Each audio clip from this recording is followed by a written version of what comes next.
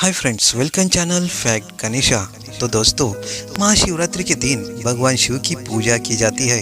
इस दिन भगवान शिव की विशेष पूजा होती है। धर्म और शास्त्रों में ऐसा माना गया है कि भगवान शिव की पूजा में उनकी प्रिय चीज़ों को चढ़ाने से वो खुश हो जाते हैं। वैसे तो भगवान शिव की पूजा में बहुत सारी चीज़ें चढ़ाई जाती है, लेकिन सबसे ज़्यादा महत्व बेलपत्र का होता है। जी हाँ दोस्तों, शिवलिंग की पूजा में बहुत सारी चीज़ें चढ़ाई जाती है, लेकिन बेलपत्र भगवान शिव को अति प्रिय है। बेल के पेड़ की पत्तियों का शिव पूजन में बहुत ही अधिक महत्व है। इस पेड़ की पत्तियां एक साथ 3 की संख्या में जुड़ी होती है और इसे एक ही पत्ती माना जाता है। ऐसी मान्यता है कि बिना बेलपत्र के शिव जी की उपासना पूरी नहीं होती है। शास्त्रों में भगवान शिव को बेलपत्र अर्पित करने की एक विधि होती है। तो चलिए जानते हैं कि शिवलिंग की पूजा में किस विधि से बेलपत्र चढ़ाना चाहिए और इसके क्या क्या फायदे हैं। तो दोस्तों, बेलपत्र के 3 पत्ते त्रिनेत्र स्वरूप भगवान शिव के तीनों नेत्रों को विशेष प्रिय है। अगर आप शिवलिंग पूजा के दौरान बेलपत्र चढ़ाते हैं तो इससे भगवान शिव खुश होंगे और आपकी मनोकामना पूरी होंगी।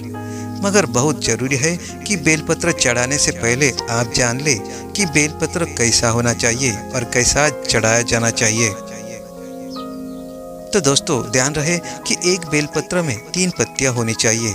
3 पत्तियों को एक ही माना जाता है।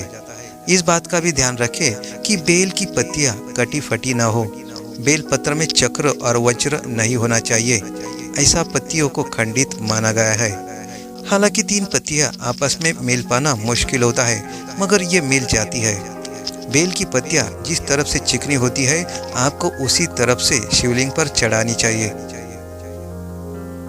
तो दोस्तों, ये बात बहुत कम लोगों को पता होगी, मगर एक ही बेलपत्र को आप पानी से धोकर बार बार चढ़ा सकते हैं। जी हाँ दोस्तों, कभी भी शिवलिंग पर बिना जल के बेलपत्र न चढ़ाए। दोस्तों, बेलपत्र 3 से लेकर 11 दलों तक के होते हैं। ये जितने अधिक पत्र के हो उतने ही उत्तम माने जाते हैं। तो दोस्तों, बिल्वाष्टक और शिवपुराण के अनुसार भगवान शिव को बेलपत्र अत्यंत प्रिय है। वही स्कंद पुराण में बेलपत्र के महत्व के बारे में बताया गया है। ऐसा कहा गया है कि यदि बेलपत्र के साथ शिवलिंग की पूजा की जाए तो सभी पापों का नाश होता है। एक कथा के अनुसार एक बार माता पार्वती को बहुत पसीना आ रहा था। तब उन्होंने अपनी उंगलियों से माथे के पसीने को साफ किया। इससे पसीने की कुछ बूंदें मंदार पर्वत पर जा गिरी और उन्हीं बूंदों से बेल का पेड़ उत्पन्न हुआ। तो दोस्तों, बेलपत्र का महत्व यही खत्म नहीं होता है। तो दोस्तों, बेलपत्र बहुत ही पवित्र होता है। इससे माँ पार्वती के कई रूपों का वास होता है। इस वृक्ष की जड़ों में माँ गिरिजा, तने में माँ महेश्वरी, इसकी शाखाओं में माँ दक्षयानी और बेलपत्र की पत्तियों में माँ पार्वती, इसके फूलों में माँ गौरी और बेलपत्र के फलों में माँ कात्यायनी का वास होता है। तो दोस्तों, इतना ही नहीं, इसमें माता लक्ष्मी का भी वास होता है। अगर आप घर में बेल का पेड़ लगाते हैं तो इससे माता लक्ष्मी बहुत ही प्रसन्न होती है और घर में वैभव आता है।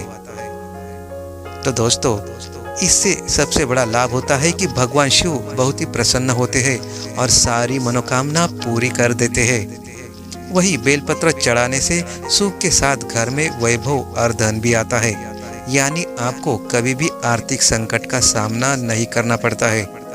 अगर आप पुण्य कमाना चाहते हैं तो आपको बेल के पत्तियों में ओम नमः शिवाय या राम राम लिखकर उसे भगवान भोलेनाथ पर अर्पित करना चाहिए। शास्त्रों के अनुसार आप रविवार के दिन अगर बेलपत्र की पूजा करते हैं तो आपके सारे पाप धुल जाते हैं। तो दोस्तों, केवल भगवान भोलेनाथ ही नहीं, आप भोलेनाथ के प्रिय कुबेर जी पर तृतीया को बेलपत्र चढ़ाकर उनकी पूजा करेंगे तो पीढ़ियों तक आपके घर में धन की कभी कमी नहीं होगी। तो दोस्तों, ऐसी मान्यता है कि बेलपत्र और जल चढ़ाने से भगवान शंकर का मस्तिष्क ठंडा रहता है और ये बहुत ही जल्द प्रसन्न हो जाते हैं। तो दोस्तों, महाशिवरात्रि और सोमवार के दिन आप बेलपत्र अवश्य चढ़ाएगा, इससे आपको बहुत बड़ा लाभ हो सकता है। तो दोस्तों, आपको वीडियो कैसा लगा? अच्छा लगा हो तो लाइक, शेयर और कमेंट जरूर कीजिएगा और कमेंट बॉक्स में ओम नमः शिवाय अवश्य लिखिएगा।